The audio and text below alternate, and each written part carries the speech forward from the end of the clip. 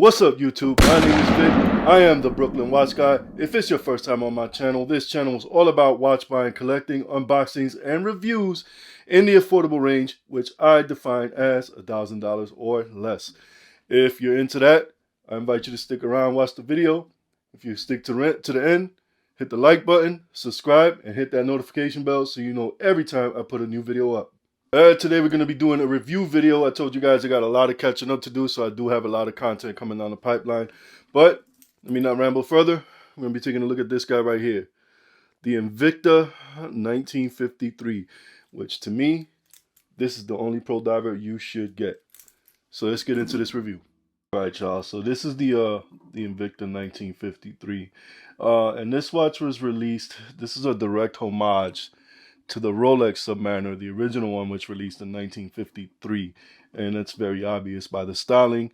Unlike other Invicta Pro divers, the styling on this one and the branding is really kept to a minimum. Which, listen, that's great. I have my other pro diver down here, and just comparing it, you can see on the sides, you don't have Invicta right there in your face. Even on the second hand, you don't have the wings on it. This one just has a regular like a counter on the second hands. It doesn't have the cathedral hour hand on it. You don't have the wings on the dial like the regular pro diver.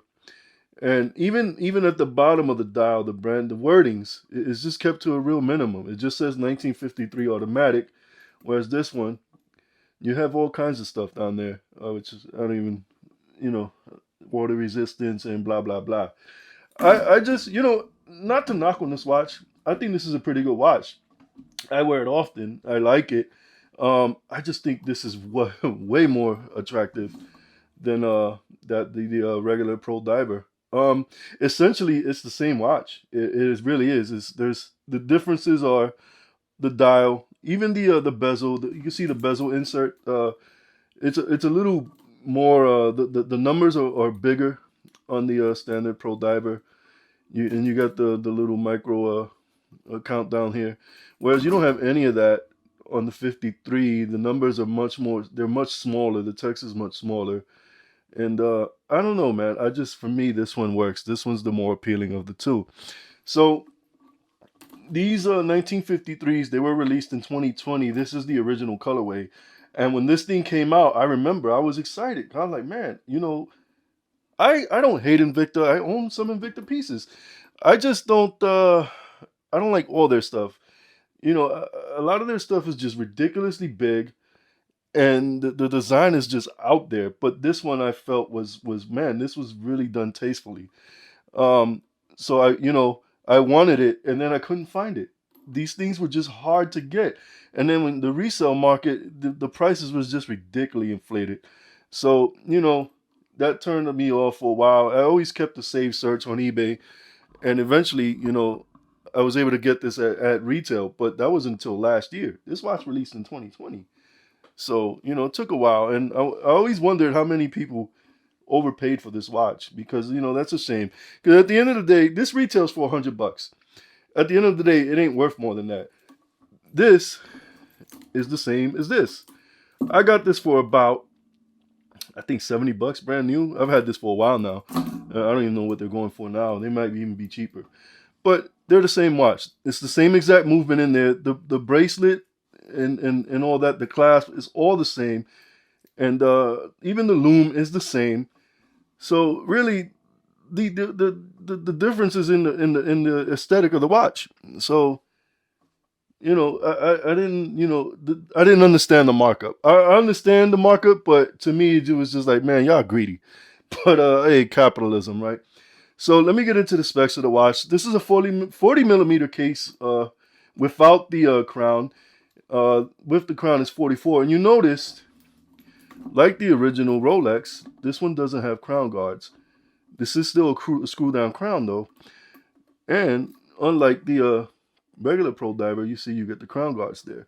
You also get a signed crown with this. 20 millimeter lug, which is great because this bracelet, if there's one shortfall about this watch, it is the bracelet. I don't like it. It's crap. At some point, some parts of it, some areas of it, the links get like right here, they're real stiff. So they it can like kink up a little bit sometimes. And I don't know, it's just not a very comfortable bracelet to wear. Um, I've been wanting to put a leather strap on it. I just haven't gotten around to it. But I guarantee if you buy this watch, you're gonna want to change that too. Yeah, that's the one shortfall of this thing. You get a press clasp. Like I said, this is basically the same type of bracelet that they put on the regular Pro Diver. And I said they're the same exact watch. Same exact watch. 49 millimeters lug to lug. 49 millimeters lug to lug. As I mentioned, let me put this the right way. You get the screw down crown, 120 click unidirectional bezel. Great movement. Feels good, very satisfying. Make sure I get this right. There we go. The loom, it's not great. And I find that to be an issue with my Pro Diver also, and I also have a Grand Diver. The loom is there. It's not the greatest in the world, and I didn't think it would be great with this one, especially since they're going for like a more retro look. So I didn't expect the loom to be great, but it's there, and it'll last at least 10, 15 minutes. But nothing. Don't expect this to be a loom monster because it's not. Uh, so getting back, NH35A movement from Seiko, same as the standard Pro Diver. You can see it on the back. It is there. I always like what they do with their rotors. How they brand the rotors. Might not show on the camera, but it does tell you the movement there. It is signed. Blah blah blah. Tells you the kind of movement. Same exact movement as the other Pro Diver. Like I said, these watches are exactly the same. Um, there's no date window on this, which I know that may irritate some people because there is a ghost date position on this watch. I don't care. It doesn't bother me, and I honestly feel that a date window would have took away from the look of the watch. So just keep in mind, second position. Well, when you unscrew it, that's position one. You can wind the watch. Middle is position two. It has the ghost date function, and you can feel it changing when you move it. And then position three is to change your hours. Like I said, doesn't bother me. Some people they have issues with that. So it does hack 41-hour power reserve and 200 meter, sorry, 200 meter of water resistance. So like I said, this watch retails for $100 brand new. It's funny when I first got it, it still had. Now I got this straight from Invicta, and it had a $695 tag on it. I just laughed. I was like, if you've been around watches for a while and you've been around Invicta, then you're familiar about how they do their marketing. When I saw $695, I was like, no way in hell, man. There's no way in hell anybody would believe this is a $695 watch. So that's their marketing practice. It works for them. People gravitate to their stuff, so they're still in business. So it must work. So let me give you guys some on wrist shots so you see how it looks. This is what it looks like on my wrist. As I always say, I don't have the biggest wrist in the world.